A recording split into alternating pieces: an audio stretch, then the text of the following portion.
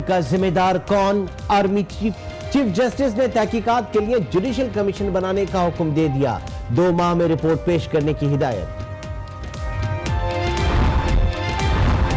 Chief justice का पेशावर में बंद रास्ते और सड़कें फौरी खोलने का हुक्म। पोलो ग्राउंड, बाड़ा गेट और दीगर इलाकों से चेक पोस्ट खत्म करने की हिदायत। इंतजामिया को 48 घंटों की डेडलाइन दे दी।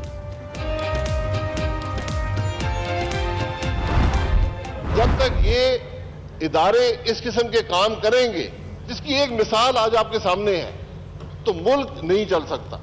नायब के अरकान चेयरमैन को तलब करें, उनसे पूछे और रिपोर्ट बनाकर हाउस में पेश करे। नवाज शरीफ के खिलाफ मनी लॉन्ड्रिंग तहकीकात, वजीर आजम फट पड़े। नैब के पास क्या सबूत हैं? वजीर आजम का खुसूसी कमेटी बनाकर चेयरमैन नैब की तलबी का मुतालबा। नवाज शरीफ के खिलाफ जांच का फैसला मीडिया रिपोर्ट्स की बुनियाद पर किया। तर्जुमान नैब की इम्तियाजी फिर वजाहत, बुनियादों पर फैसले का तासुर गलत दे दिया। जुनूबी पंजाब सूबा महाज तहरीक इंसाफ में जम हो गया। मुआहदे पर इमरान खान और खुसरो बख्तियार ने दस्तखत कर दिए। मुआहदे के तहत तहरीक इंसाफ बरसरे इक्तदार आकर जुनूबी पंजाब को सूबा बनाने की पाबंद होगी।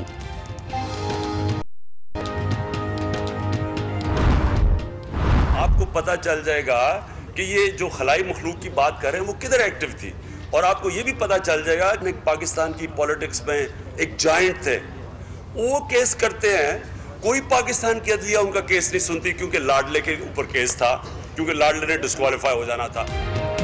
छोटे सूबों में एहसास महरूमी बढ़ रहा है। इमरान खान का जुनूबी पंजाब को अलग सूबा बनाने पर खलाई मखलूक का पता चलाने के लिए असगर खान केस खोलने का मशवरा दे दिया। कहते हैं केस खोल दे, पता चल जाएगा लाडला कौन था। खैबर पख्तूनख्वा का हुलिया बेगम खानी बाजार के अब सिर्फ किस्से ही रह गए। वजीर आला पंजाब शहबाज शरीफ की तनकीद, कहते हैं इमरान खान अरकान को तोड़ कर समझते हैं कि इलेक्शन जीत जाएंगे। उन्होंने जो फाश गलतियां की, अवाम सबका हिसाब लेंगे।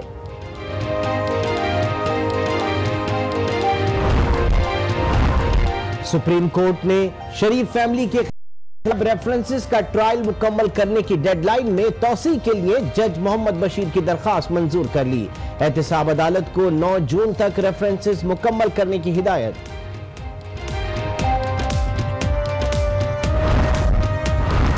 और अमरीकी जरीदे फोर्ब्स ने दुनिया के ताकतवर तरीन शख्सियात की फहरिस्त जारी कर दी। Army chief general Qamar Javed Bajwa भी शामिल। चीनी सदर का फहरिस्त में पहला नंबर।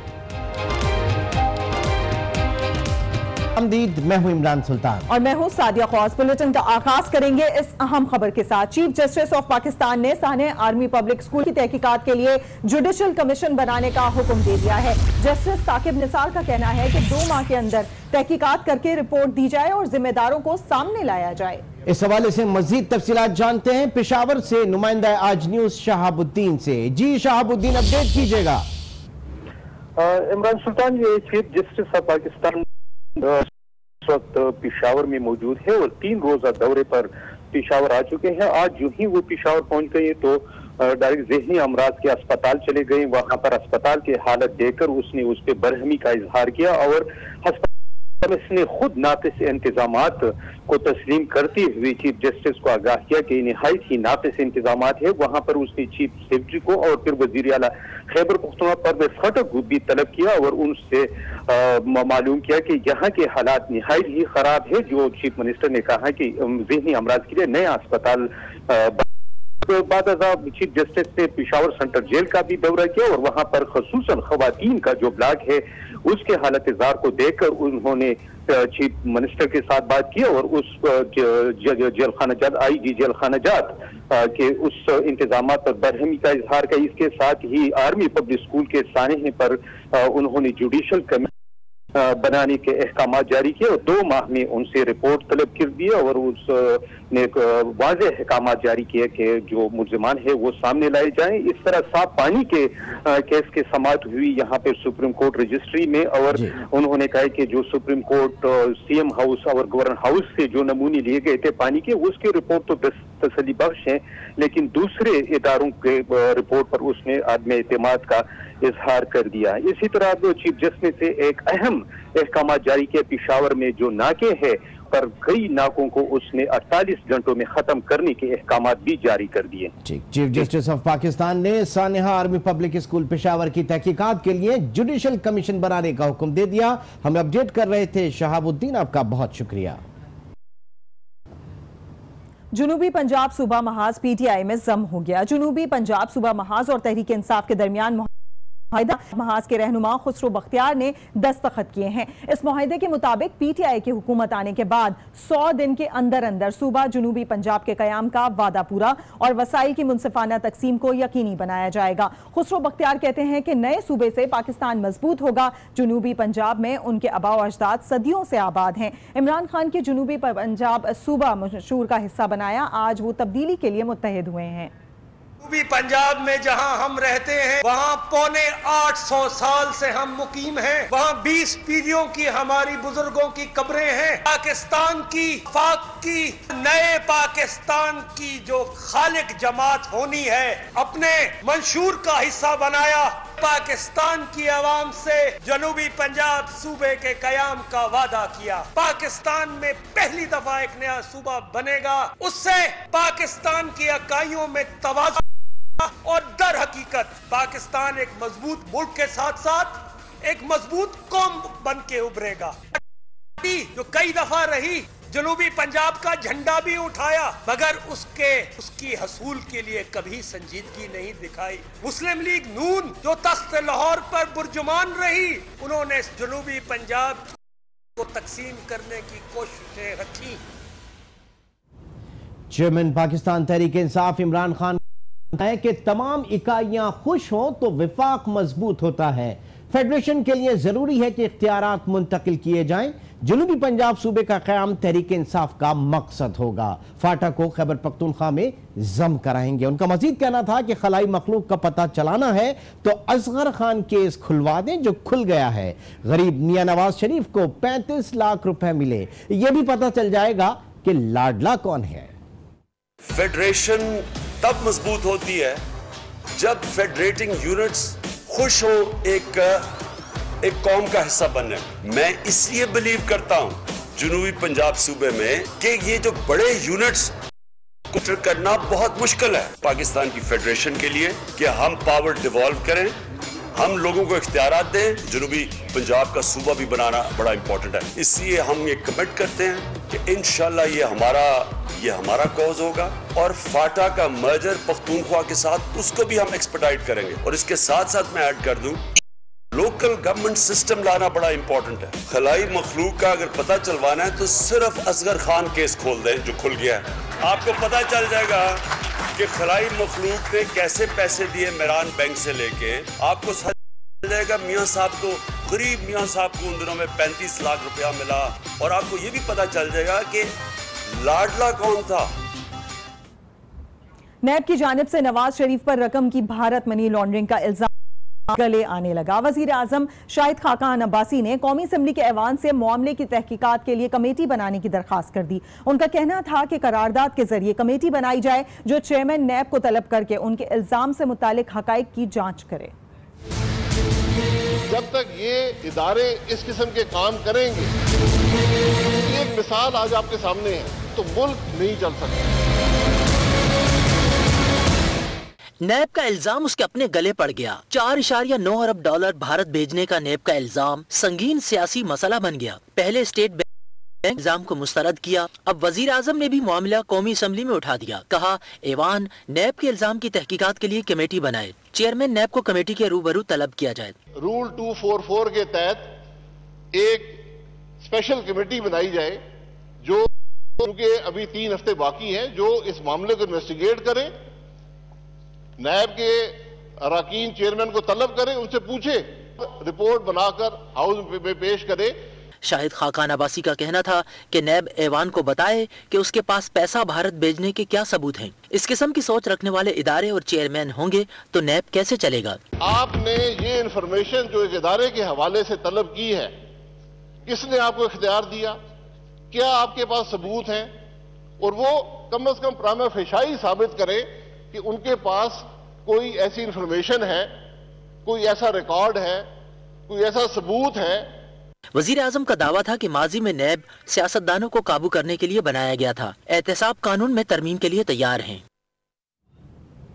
वजीर आजम शाहिद खाकान अब्बासी की जानिब से कौमी असम्बली में तहकीकाती कमेटी बनाने के मुतालबे पर रद्द-ए-अमल देते हुए तहरीक इंसाफ के रहनुमा असद उमर कहते हैं कि साबिक वजीर आजम पर इल्जामात किसी सियासी जमात ने नहीं लगाए। पार्लियामान की जिम्मेदारी है कि वो तहकीकात करे। उन्होंने कहा कि पैनामा पेपर्स पर हमने भी ऐवान से तहकीकात का मुतालबा किया था। पैनामा पेपर्स रिलीज हुए, इन्वेस्टिगेटिव जर्नलिस्ट की एसोसिएशन ने उसको डिस्क्लोज किया, तो ये पार्लियामान की जिम्मेदारी बनती है कि हम इन जो चार्जेस हैं, जो इंकशाफात हैं, इनकी इन्वेस्टिगेशन की जाए और पूरी कोशिश की गई। जवाब हमें आगे से ये मिला कि अगर आपको कोई एतराज है तो आप कोर्ट चले जाएं। पार्लियामेंट उस इंक्वायरी को देख के उसकी आवाज सुनने के लिए खुद अपनी पावर यूज करके इंटरवीन करे। ये पाकिस्तान में इंसाफ का कत्ल होगा, ये एहतसाब का कत्ल होगा। हमारे ख्याल में इंतहाई खतरनाक प्रेसिडेंट है और हम इसको अपोज करेंगे। किसी सूरत में ये कमेटी नहीं बननी चाहिए। अहम खबर शामिल करें। साबिक वजीर आजम के खिलाफ नैब के नोटिस का मामला। नैब तर्जुमान का कहना है हड़ताल का फैसला मीडिया रिपोर्ट की बुनियाद पर किया गया। अहम खबर दे रहे हैं आपको। साबिक वजीर आजम के खिलाफ नैब के नोटिस का मामला, जिस हवाले से आज वजीर आजम शाहिद खाकान अब्बासी ने कौमी असम्बली में खिताब भी किया है। इस मामले के हवाले से आपको बताएं कि नैब तर्जुमान का कहना है कि ये पूरा मामला मीडिया रिपोर्ट्स पर डिपेंड कर रहा है। दूसरी जानिब विफाकी वजीर इत्तलात मरियम औरंगजेब का कहना है कि अब नैब के गवाह भी नवाज शरीफ के हक में बयान दे रहे हैं। मुस्लिम लीग नून से सियासी इंतकाम लिया जा रहा है। मुंतखब वजीर आजम को घर भेजने खलाई मखलूक हैं।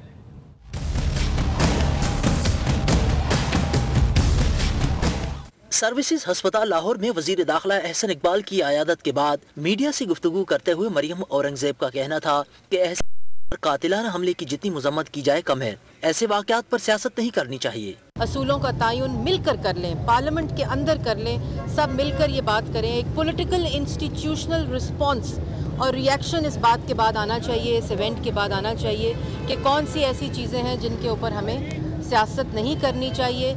उनका कहना था कि नैब अफवाहों पर तहकीकात कर रही है। नैब के 18 गवाहों ने नवाज शरीफ के हक में बयान दे दिए हैं। कल के इस बाद ये जाहिर हो गया कि ये सियासी इंतकाम का केस है और ये जो सियासी इंतकाम लिया जा रहा है वो इसलिए लिया जा रहा है कि पाकिस्तान की अवाम सिर्फ एक शख्स को वजीर आजम देखना चाहती है। उन्होंने कहा कि मुखालिफिन के तमाम इल्जामात के बावजूद मुस्लिम लीग नून की साख को कोई फर्क नहीं पड़ता। एक और अहम खबर शामिल करें। वजीर आला पंजाब शहबाज शरीफ कहते हैं कि नवाज शरीफ के खिलाफ मनी लॉन्ड्रिंग से मुतालिक नैब के नोटिस से इसकी अपनी साख को है, लिहाजा तहकीकात होनी चाहिए कि चेयरमैन नैब से ये काम किसने कराया। उन्होंने कहा कि आसिफ जरदारी और इमरान खान हमने वाला और हम प्यार। वजारत पेट्रोलियम समेत इदारों से जवाब तलब कर लिया गया। चीफ जस्टिस ने पेट्रोलियम मसनूआत की कीमतों पर बरहमी का इजहार किया। कहा आलमी मंडी में तेल की कीमत कम हो तो भी अवाम को रिलीफ नहीं दिया।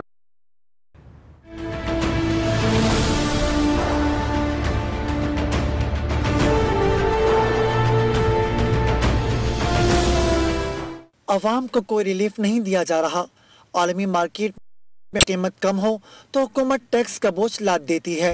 पेट्रोलियम मसनूआत पर टैक्सेस से मुताल्लिक केस में चीफ जस्टिस का इज़हार बरहमी।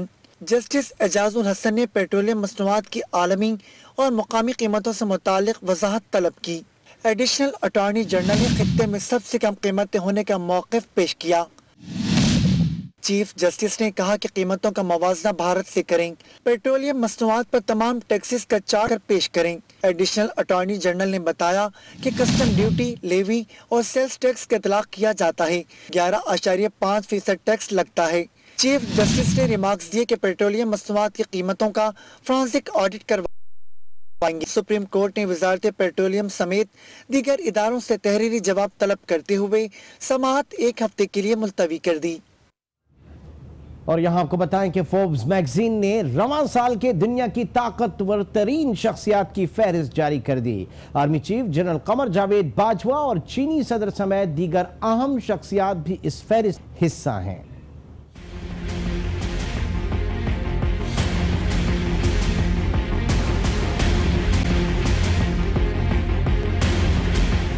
Army chief general Qamar Javed Bajwa की ताकतवर तरीन शख्सियात में शामिल। अमरीकी जरीदे फोर्ब्स ने रवा साल दुनिया की ताकतवर तरीन शख्सियात की फहरिस्त जारी कर दी। आर्मी चीफ का 68वां नंबर है। चीनी सदर शी जिनपिंग सरे फहरिस्त हैं। रूसी सदर व्लादिमीर पुतिन दूसरी, जबकि अमरीकी सदर डोनाल्ड ट्रंप तीसरी पोजीशन पर हैं। सऊदी वली अहद मोहम्मद बिन सलमान का 8वां नंबर है। जर्मन चांसलर एंगेला मर्केल, तुर्क सदर, शुमाली और जनूबी कोरियाई सदूर पॉप, फेसबुक के बानी मार्क जकरबर्ग समेत दीगर भी दुनिया की ताकतवर तरीन शख्सियात में शामिल हैं।